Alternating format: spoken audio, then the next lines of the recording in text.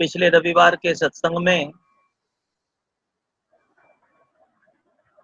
एक सुंदर सा प्रश्न लेकर के हमने अपने विषय का आरंभ किया था। प्रायः सबके जीवन में ये प्रश्न होता है कि हम साधना करें, भक्ति करें, पूजा करें, अभ्यास करें, काम करें, घर में रहे या कहीं बाहर रहे। एक सामान्य समस्या सबके जीवन में है और वह है हमारा चित्त लगता नहीं। और प्रायः ये चित्त लगता क्यों नहीं, ये हम लोग समझ नहीं पाते। वास्तविकता ये है, हर एक व्यक्ति अपना चित्त लगाना चाहता है। जैसे हर एक के पास अधिक या कम मात्रा में धन होता है और पाया हुआ धन हर कोई खर्च करना चाहता है, किंतु कितना, कहाँ, कब और कैसे खर्च करे, इसका सुनियोजन हर कोई नहीं कर पाता और उसके कारण प्रायः धन आता है और चला जाता है। ठीक उसी प्रकार जन्म लेने वाला व्यक्ति यदि ये न समझ पाए कि मैं अपना चित्त कहाँ लगाऊं, कैसे लगाऊं, कब लगाऊं और क्यों लगाऊं, तब तक वो अपनी जीवन यात्रा को सार्थक करने में असमर्थ होता है।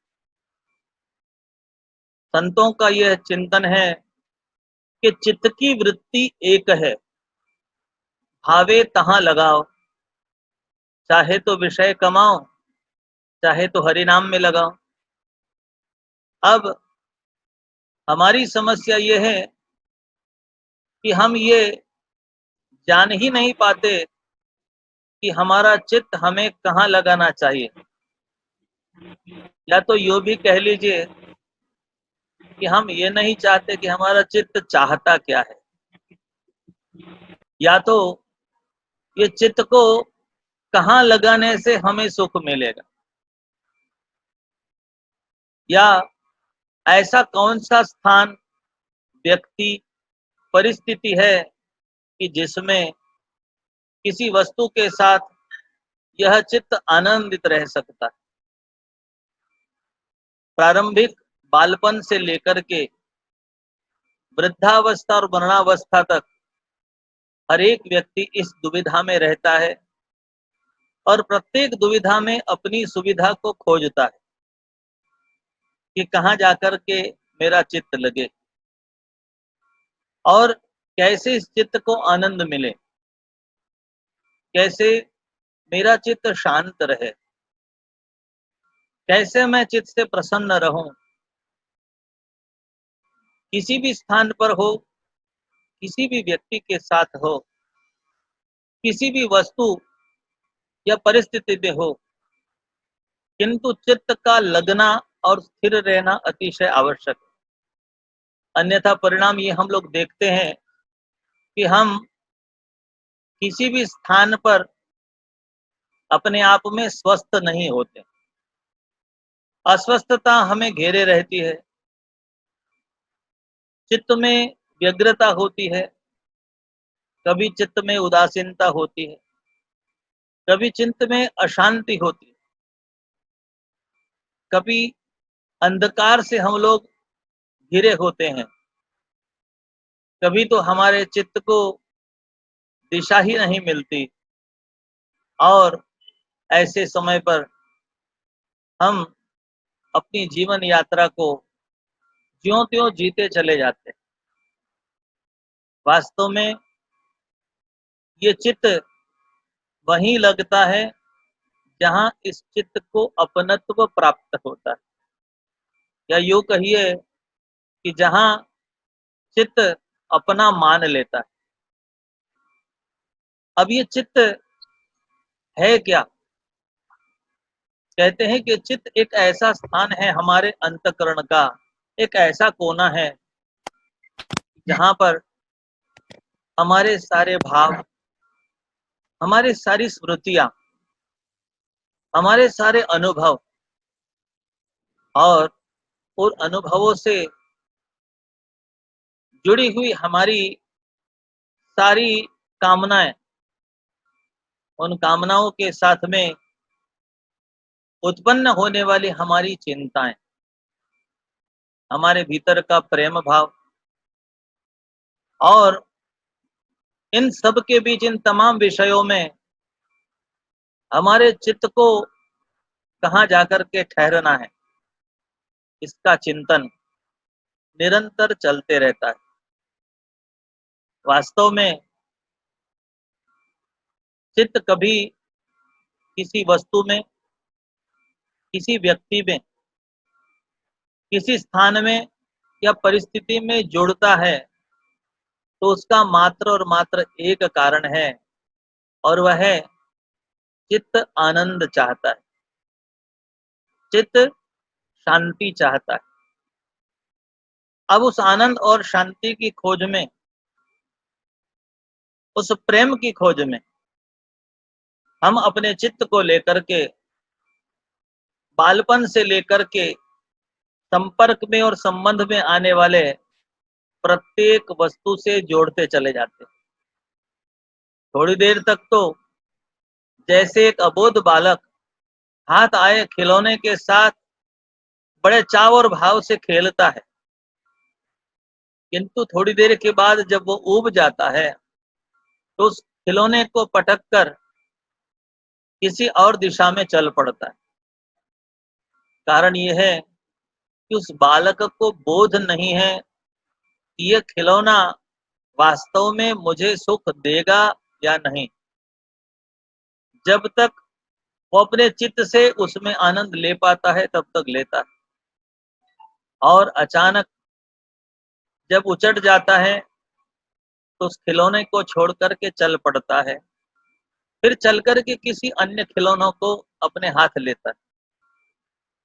कई बार तो कई खिलौनों के साथ खेलते खेलते वो चित्त इतना उचट जाता है कि वो खिलौने से खेलना ही नहीं चाहता। ठीक उसी प्रकार हम अनेक अनेक स्थानों पर जाते हैं।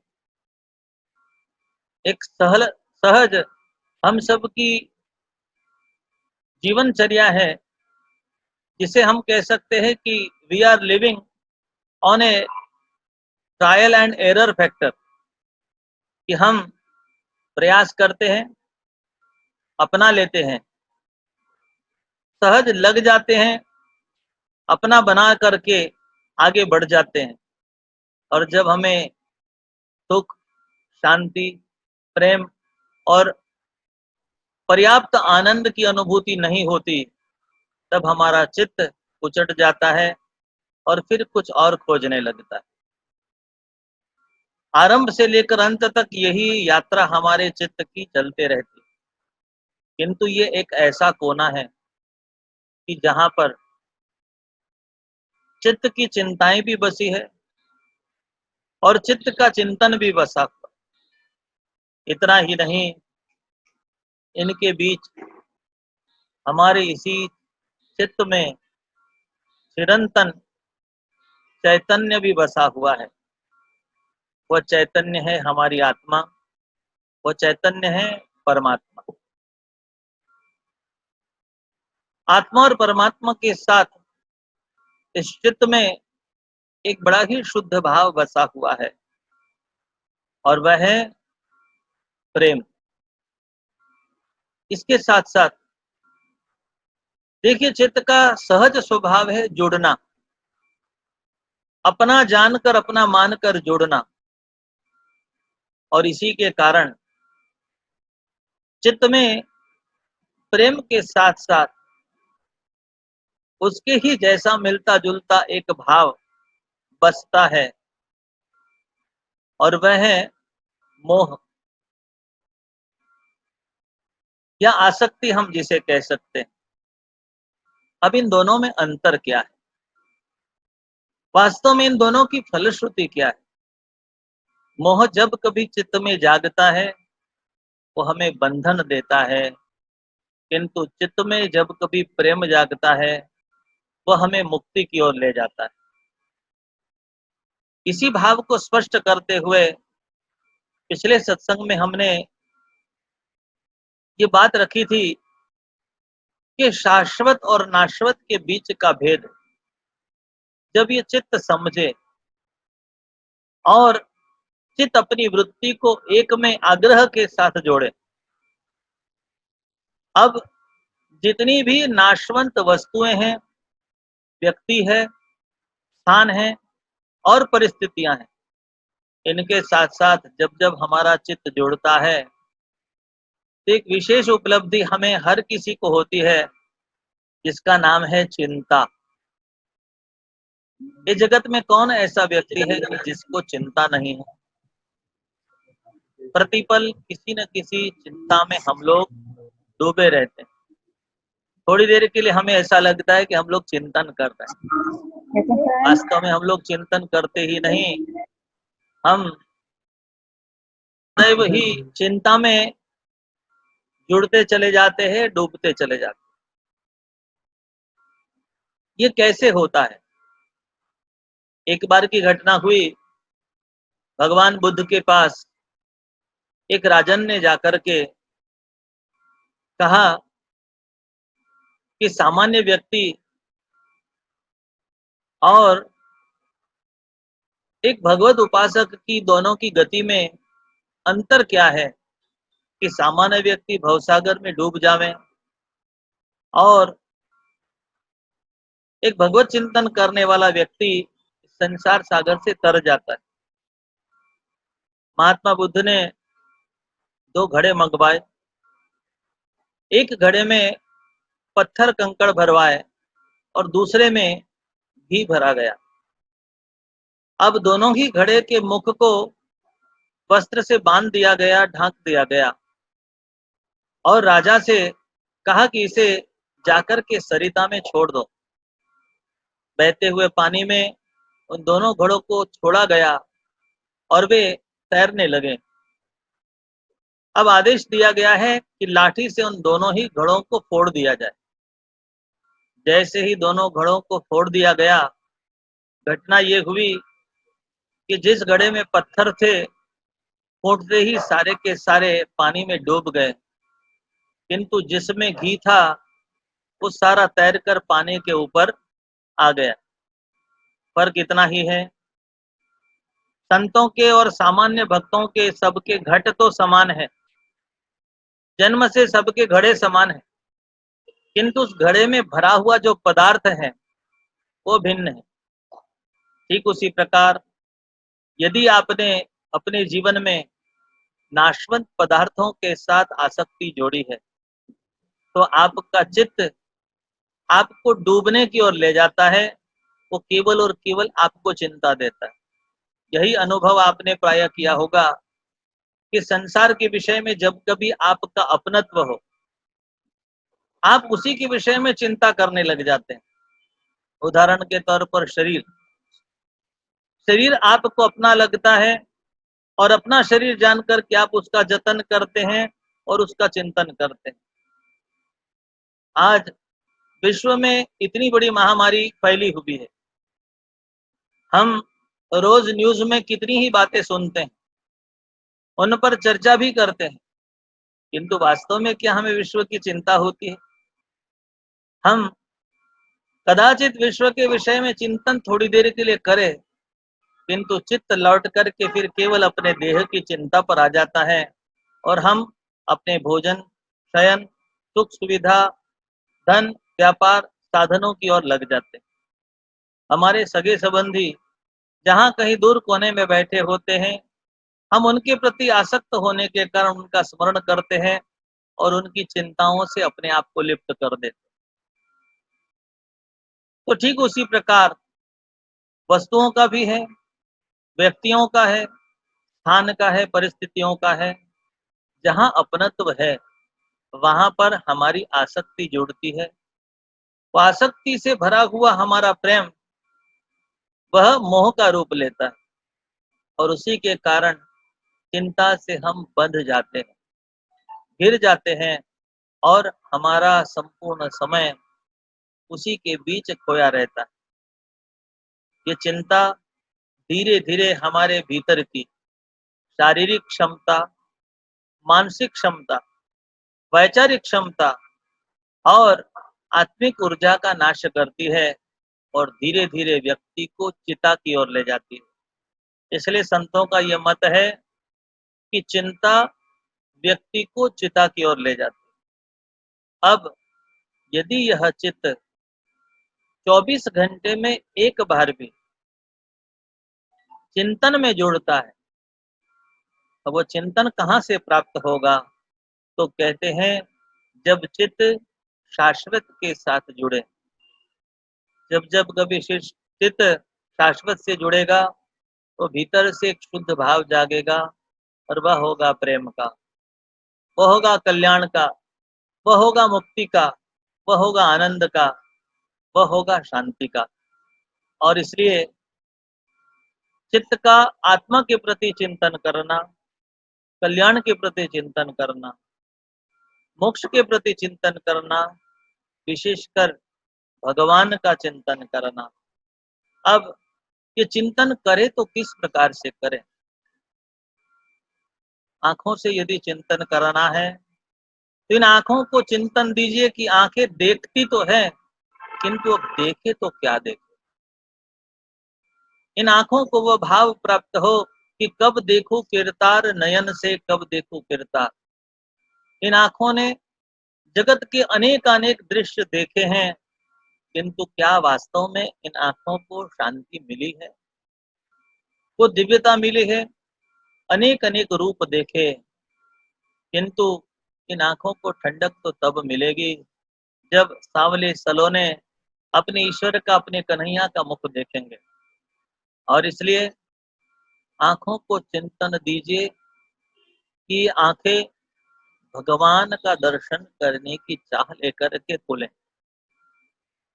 या तो जन जन में, कण कण में जो भगवान का वास है उसको देखने का भाव जगाएं।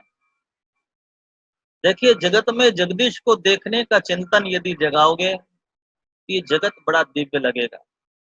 अन्यथा चिंताएं जागेगी, असुरक्षा जागेगी, भय जागेगा। यदि चिरंतन के साथ अपने आप को जोड़ते हो तब तो परिणाम ये है कि हमारी आंखें सब में उस जगदीश्वर को देखेगी और इसके कारण इन आंखों में प्रेम बरसेगा।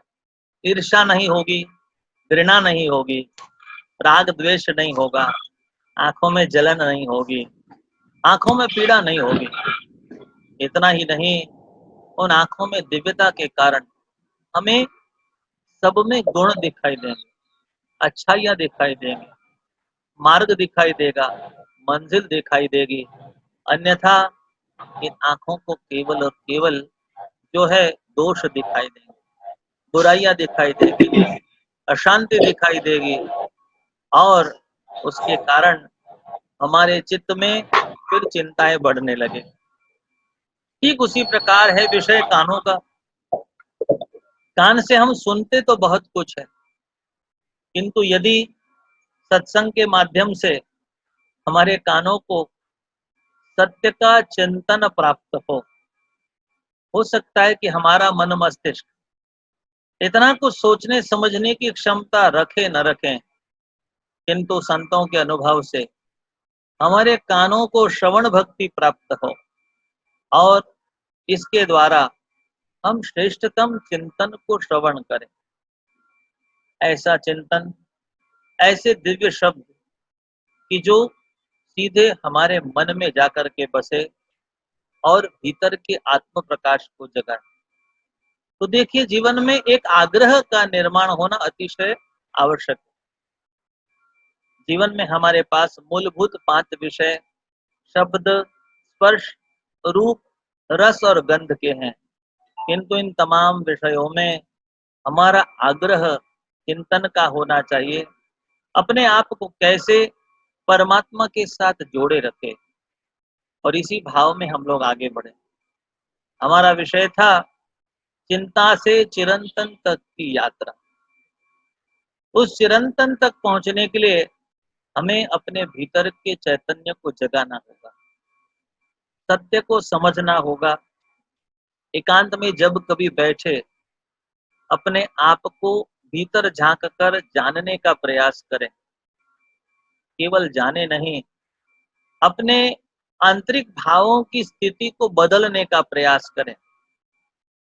वो कैसे हो सकता है? कहते हैं इसका एक उपाय है अभ्यास। अब चिंता से चिरंतन तक पहुंचने के लिए एक सुंदर सा उपाय है, और वह है चिंतन। और चिंतन से चर्या का परिवर्तन। चर्या यानी क्रिया। जब आप सत्य का चिंतन करते हैं और उसी चिंतन का निरंतर अभ्यास करते हैं, एक सच्ची और अच्छी बात बार बार सोचने और समझने के कारण अपने आप आपके भीतर एक भाव जागता है कि मुझे ऐसा करना चाहिए। भीतर से अपनत्व जागता है, चित्त की स्वीकृति प्राप्त होती है, और ऐसे समय पर किसी भी शुभ आचरण, शुभ विचार, शुभ दृश्य, शुभ वाणी और शुभ स्पर्श की ओर हम आगे बढ़ते हैं। और इस प्रकार से देखते देखते हमारी चर्या यानी छोटी छोटी क्रियाओं में परिवर्तन होता है। जब भाव में परिवर्तन आएगा, तभी क्रियाओं में परिवर्तन आएगा, और हमारी शुभ क्रियाएं जुड़ते जुड़ते हमारे दिनचर्या को साकार करने लगे। सारा दिन हम चिंतन नहीं कर पाते, किंतु 24 घंटे में यदि 2, 5, 10 मिनट भगवान की उपासना के माध्यम से ध्यान में, प्रार्थना में, सत्संग में, सदग्रंथ के सानिध्य में, भगवान के दर्शन में, गुरु के वचनों के साथ यदि चिंतन में बैठते हैं, तो हमारा प्रतिदिन का किया हुआ वह आत्मचिंतन हमें एक दिव्य यात्रा की ओर अग्रसर कर सकता है। हम लगातार एक एक करके अपने अभ्यास में प्रखरता ला सकते हैं। देखिए, कई जगत में ऐसे भी लोग होते हैं जो केवल और केवल चिंतन करते हैं। कुछ ऐसे भी होते हैं जो चिंतन करते हैं और फिर यथावत जैसे थे अपनी दिनचर्या में लग जाते हैं। कई ऐसे भी होते हैं जो चिंतन करते हैं और उसको केवल अपनी लेखनी से उठा करके अपनी डायरियों में या अपने किताबों में लिख करके रख देते हैं। वो केवल लेखन माला बन जाते हैं, किंतु वह उनकी जीवनचर्या नहीं बन पाती। सामान्य सी चर्या निरंतर आगे बढ़ाने से वह चिंतन आपकी दिनचर्या को जगाता है, और उसी दिनचर्या के साथ दिव्यता से जीवन जीते जीते आप अपनी जीवनचर्या को सार्थक कर सकते हैं। और इसी प्रकार आपके जीवन का प्रत्येक कर्म, प्रत्येक क्षण दिव्यता में परिवर्तित हो सकता है। तो सामान्य से दिव्य बनने के लिए आवश्यकता है कि हम धीरे धीरे अपने आप को परमात्मा की ओर ले चले। हमारे वेदों ने सुंदर सी प्रार्थना की है, ओम असतो मां सद्गमय। तो चित्त को पहला अभ्यास देना है, और वह अभ्यास क्रम है असतो मां सद्गमय। अब चिंतन ये करना है कि मेरे जीवन में असत्य कितना है। असत्य का अर्थ केवल वाचा में नहीं है। असत्य का अर्थ है जितना भी नाशवंत है, जितना भी झूठा है, जितना भी हमें काम का लगता है किंतु काम का होकर भी वो बेकाम का है, एक समय पर वो हमारे से छूट जाने वाला है। तो देखिए, पदार्थ जो है वो हमारे उपयोग के लिए है, किंतु जितना उपयोग का है उतना ही उपयोग करें। इतना भी उपभोग न करें कि कल को पदार्थ ही हमारा भोग कर लें, और उस भोग के कारण हम स्वयं ही भुक्त हो जाए यानी समाप्त हो जाए। और इसलिए असत्य का त्याग, इसका अर्थ है कि जैसे व्यक्ति के शरीर को आहार की आवश्यकता होती है, आहार तो हम ग्रहण करते हैं स्वाद लेकर के, उदर भरण होता है, किंतु क्या खाया हुआ अन्न सदा शरीर अपने पास रखता है? उसमें से सार को ग्रहण करके हमारा शरीर उसको मल और मूत्र के द्वारा त्याग देता है और फिर हमारा शरीर यथावत उन तमाम पदार्थों से मुक्त हो जाता है।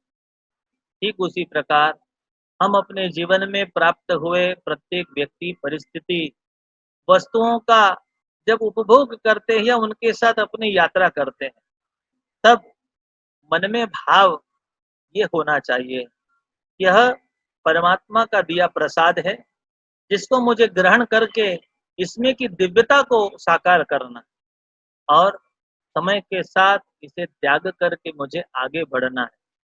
मोह से परे उठना है और मोहन से अपने आप को जोड़े रखना है। तो इसी पवित्र भाव के साथ में हम लोगों को अपनी चिंतन की यात्रा को आगे बढ़ाना है। सद्गमय, सत्य की ओर आगे बढ़ना। सत्य क्या है?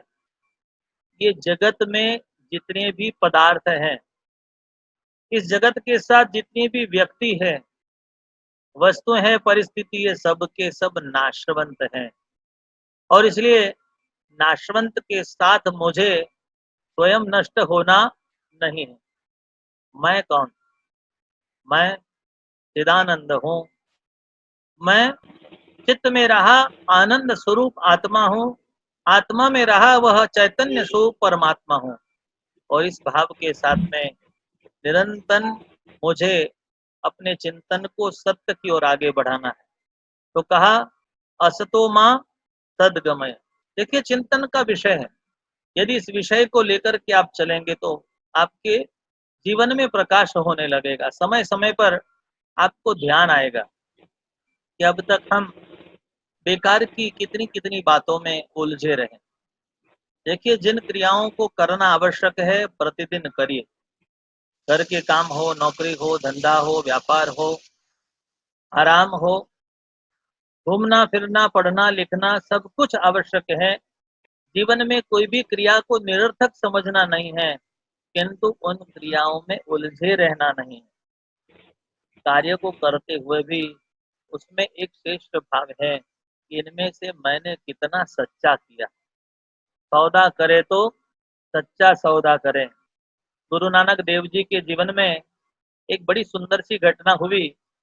उनके पिताजी ने उनके पास में कुछ धन दिया और कहा कि जाओ बेटा हाट से सामान खरीद कर ले आओ, किंतु बेटा याद रखना इस धन का सदुपयोग करना और सच्चा सौदा करना, तभी मैं मानूंगा कि तू एक सच्चा और अच्छा व्यापारी है। वे निकल पड़े और मार्ग में कुछ साधु संत सन्यासी उन्हें प्राप्त हुए, जो कि भूख प्यास से बिलख रहे थे, किंतु ईश्वर आराधना में कई दिनों से मग्न थे। ऐसे समय पर नानक उनके पास रुके और उनसे कुछ चर्चा करने लगे। संतों के मुख से ज्ञान की सुंदर बातें प्रकट होने लगी, दिव्य चिंतन प्राप्त होने लगा, जो उन्हें ईश्वरीय आनंद देने लगा। और ऐसे समय पर कहते हैं कि उन्होंने बाजार से अन्न धन सामान सब मंगवा करके रसोई बनवाई, सभी महात्माओं को बैठा करके प्रेम से भोजन करवाया और फिर उन्हें संतुष्ट करके उनके पास बैठ करके घंटों तक ज्ञान प्राप्त किया। पिता ने डांट लगाई, उन्हें पीटा और कहा कि ये तुमने क्या कर दिया। तब नानक ने बड़ा सुंदर उत्तर दिया, कहा कि पिताजी आपने ही तो कहा था कि बेटा सच्चा सौदा करना। मैं बाजार जाकर के जो व्यापार करता उससे धन कमाता, आप उस पर सूद कमाते, अन्य कार्य करते और इसके द्वारा हम केवल नाशवंत देह का पोषण करते। किंतु आज जब मैंने देखा कि इन महात्माओं को भोजन कराकर उनके सानिध्य से जो मैंने ज्ञान पाया है, ये मुझे शाश्वत परमात्मा की अनुभूति करा रहा है।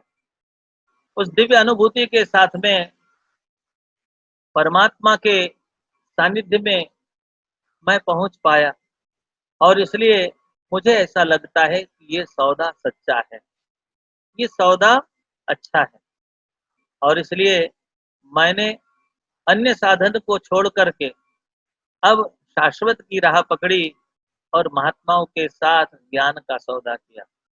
देखिए, सौदा क्या है? कुछ देना और कुछ लेना, किंतु हम क्या देकर के क्या ले रहे हैं? इस समय आप सारे लोग यहाँ हमारे साथ बैठ कर के अपने जीवन के वे अमूल्य क्षण को बिता रहे हैं, जो कदाचित दोबारा आप जीने वाले नहीं हैं। किंतु इन क्षणों को साथ बिता करके आप कर क्या रहे? हम सब लोग मिलकर के सत्य का चिंतन कर रहे हैं। यह चिंतन जो आगे यदि हम बढ़ाते हैं, तो वह हमें एक श्रेष्ठ दिशा देता है। मनुष्य को प्रतिपल, प्रत्येक क्रिया में, प्रत्येक स्थान पर विचार करना होगा। देश, काल, क्रिया और संगति, इन चारों में जागृत रहना होगा, सजग रहना होगा और जागृत रह करके निरंतर चिंतन करना होगा। यदि हम चिंतन से छूटे तो हमारा चित्त कभी भी खाली बैठने वाला नहीं। यदि आप चिंतन नहीं करोगे तो आपका चित्त चिंता में लग जाएगा। आपके पास दूसरा कोई अन्य विकल्प नहीं है। या तो चिंता करिए या तो चिंतन करिए। अब निर्णय आपका है कि श्रेष्ठ क्या है। असत्य में जुड़ करके चिंता करने से अच्छा है सत्य के मार्ग पर आगे बढ़कर के चिंतन करें, क्योंकि वह चिंतन आपके भीतर शांति का साम्राज्य स्थापित करेगा। आपके भीतर सदैव आनंद बनाए रखेगा, प्रशांत भाव होगा, आपके मुख पर सदैव स्मित रहेगा। एक अलौकिक अनुभूति के साथ में आप अपनी जीवन यात्रा को, जीवनचर्या को जी पाएंगे। भीतर संतोष होगा और एक पूर्णता की अनुभूति के साथ आप जिएंगे, क्योंकि इस चिंतन से आपको आत्मतृप्ति प्राप्त होगी, परमात्मा के साथ होने का एहसास होगा। मैं सत्य की राह पर चल रहा हूँ, मैं असत से दूर हूँ, मैं मोह से मुक्त होकर प्रेममय आनंदमय जीवन जी रहा हूँ, इसकी संतुष्टि होगी। और इसलिए लगातार हमें चिंतन करते रहना होगा। जैसे कि वेदों की प्रार्थना में मात्र एक पंक्ति पर हमने यहाँ पर विचार किया, असतो मां सद्गमय। अब निरंतर चिंतन करते हुए अपनी चर्या को बदलना है। आने वाले सत्संग में हम इस चर्या को श्रेष्ठ दिनचर्या में कैसे बदलें, इस पर भी विस्तार से चर्चा करेंगे। आगे और भी विषय हैं। तमसो मां ज्योतिर्गमय, अंधकार से ज्योति की ओर कैसे बढ़ा जा सकता है, आत्म प्रकाश को कैसे जगाया जा सकता है, या मृत्यु से अमृत तत्व की ओर कैसे बढ़ा जा सकता है, मृत्यु से अमरत्व की ओर कैसे बढ़ा जा सकता है। इस विषय पर भी हम लोग चिंतन करेंगे। किंतु इस समय सारे ही लोगों को अब चिंता घेरे हुए हैं कि आज इतना बुरा समय आ गया है, आगे और न जाने कैसा समय आएगा, कैसे कैसे दिन देखने पड़ेंगे। तो देखिए, प्रकृति अपना कार्य कर रही है, परमात्मा अपना कार्य कर रहे हैं, सरकार अपना कार्य कर रही है, व्यवस्था अपना कार्य कर रही है। किंतु हमें जगत की चिंता छोड़ करके सबसे पहले अपना आत्म विचार करना चाहिए और ये निश्चय करना चाहिए कि वास्तव में मैं क्या कर रहा हूँ।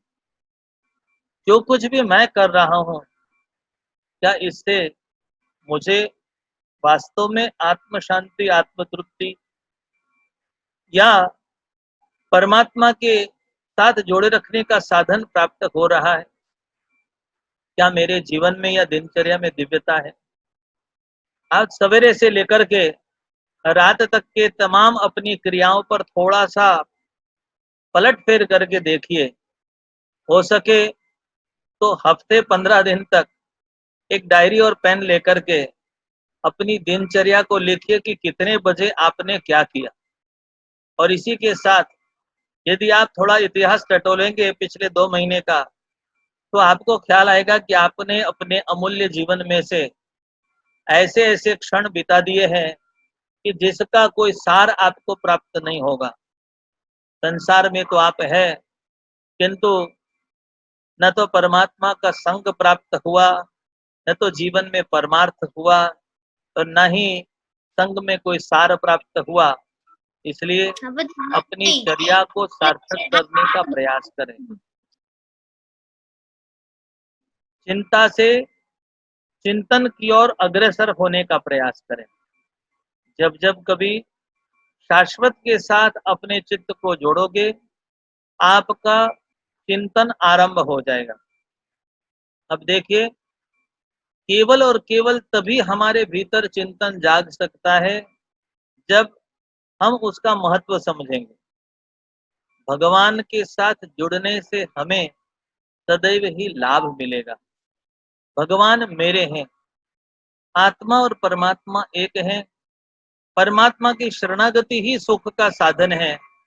ऐसे कुछ शुभ विचार करके प्रयोग करके देखें। जब तक प्रेम परमात्मा से जुड़ेगा नहीं, तब तक चिंतन का उचित दिशा में आरंभ भी नहीं होगा।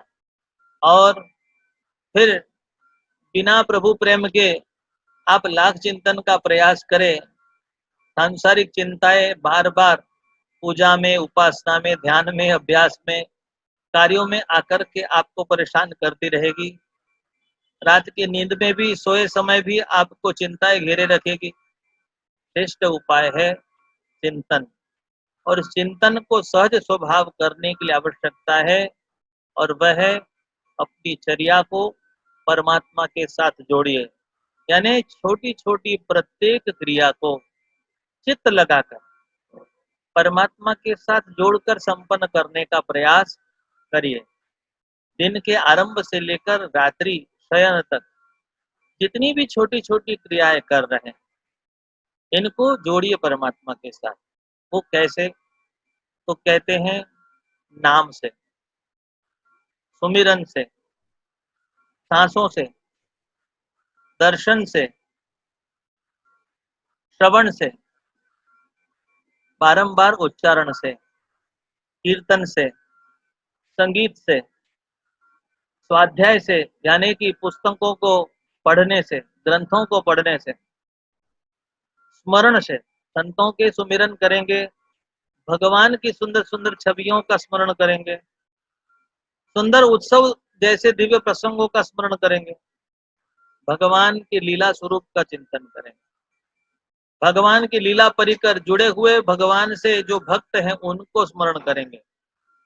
और ऐसा करते हुए अपनी दिनचर्या में कहीं ना कहीं थोड़ा सुधार लाने का प्रयास करेंगे। जैसे कि महिलाएं रसोई बना रही है, किंतु उस रसोई के साथ यदि ये चिंतन जोड़ दें कि कितना अच्छा हो यदि आज बनाई हुई मेरी रसोई मेरे कन्हैया बड़े प्रेम से ग्रहण करे। बार बार किया हुआ यह चिंतन उस चर्या को, उस क्रिया को भक्तिमय बना देगा। उस भाव के कारण करने वाला उस क्रिया में भार अनुभूत नहीं करेगा, वो क्रिया सहज होने लगेगी, समय सहज पसार होगा। जितना भी पसार होगा सत्य के साथ यानी परमात्मा के साथ पसार होगा। आपके भीतर में चिंता को स्थान प्राप्त नहीं होगा, और इतना ही नहीं, भीतर में शांति होगी, कोई उग्रता या व्यग्रता नहीं होगी, और भीतर से प्रसन्नता की अनुभूति होगी। ठीक उसी प्रकार विद्यार्थी भी, मेरा अभ्यास होगा या नहीं, मैं उत्तीर्ण होगा या नहीं, मैं पढ़ पाऊंगा या नहीं, ऐसे अनेक अनेक विचार करने से अच्छा है कि परमात्मा का पल भर के लिए चिंतन करे, आंखें बंद कर हाथ जोड़कर प्रार्थना करे कि प्रभु मेरा यह अभ्यास ही मेरी भक्ति है, प्रेम से इसे सार्थक करना, मेरे भीतर रहकर मेरी दृष्टि में ये ज्ञान को भर देना। मैं इस अभ्यास के द्वारा सत्य की ओर आगे बढ़ना चाहता हूँ, ज्ञान की ओर। ज्ञान तो आपका ही स्वरूप है। एक शुभ भाव के साथ में प्रार्थना करके यदि वो अभ्यास करता है और चिंतन करता है कि मेरे इस अभ्यास से परमात्मा प्रसन्न होंगे, तो वह प्रसन्नता उसके भीतर में रहेगी और चित्त लगाकर वो अभ्यास करता रहेगा। चिंताओं को छोड़िए, चिता से दूर चिंतन की ओर आगे बढ़िए, एक-एक कदम चिरंतन की ओर आगे बढ़ाते रहिए। चिंता से चिरंतन की यात्रा हमने आज केवल आरंभ की है, जिसका एक पड़ाव प्रथम चरण पर हमने आपको दिया है कि असतो मां सद्गमय। तो आज से लेकर के आने वाले रविवार तक आप में से प्रत्येक व्यक्ति अपने भीतर चिंतन करें कि हमारे जीवन में असत्य कितना है, कहाँ-कहाँ है, असार है, अनावश्यक किन-किन बातों में हम अपना समय, अपनी बुद्धि, अपने विचार, अपनी ऊर्जा, अपना परिश्रम और अपने भाव के साथ-साथ अपना संपूर्ण जीवन लगा करके व्यर्थ कर रहे हैं। अब अनर्थ से हट करके सार्थकता की ओर मुझे आगे बढ़ना है। मेरे जीवन का प्रत्येक कर्म, प्रत्येक प्रयत्न, प्रत्येक क्षण बड़ा ही अमूल्य है और इसलिए मैं इसको यूँ ही निरर्थक जाने नहीं देना चाहता। परमात्मा से ये प्रार्थना करते हैं, हे नाथ, अब तो ऐसी दया हो कि ये जीवन निरर्थक जाने न पाए। एक क्षण भी हमारा जीवन का निरर्थक न जाए। हम आज से एक-एक कदम आपकी ओर अग्रसर होते हुए परम आनंद की अनुभूति के साथ में अपने जीवन को जिए, स्वयं भी आनंदित रहें और सारे संसार को आनंदित कर सके और इसके लिए श्रेष्ठतम सत्य से परिपूर्ण हमें चिंतन प्रदान करे, क्योंकि वो चिंतन जब हमारे जीवन में सत्य को जगाएगा, तो सत्य और चित्त दोनों मिलकर के एक दिव्यता की ओर हमें लेकर के जाएँगे और वह होगा शाश्वत आनंद और इस आनंद के मिलते ही सत्चित आनंद की परिपूर्णता हमारे जीवन में आ सकती है। इसलिए आइए इस यात्रा में हमारे साथ बने रहिए। आप सबके मंगल की कामना करते हुए आने वाला सप्ताह प्रभु चिंतन में, सत्य के चिंतन में, असत्य को जानने में, पहचानने में, परखने में और उससे अपने आप को उबारने के लिए वह परमात्मा की कृपा आप सबके साथ रहे। यही मंगलमय कामना और प्रार्थना के साथ में सबको शुभाशीष देते हुए फिर एक बार जय श्री कृष्ण, जय स्वामीनारायण।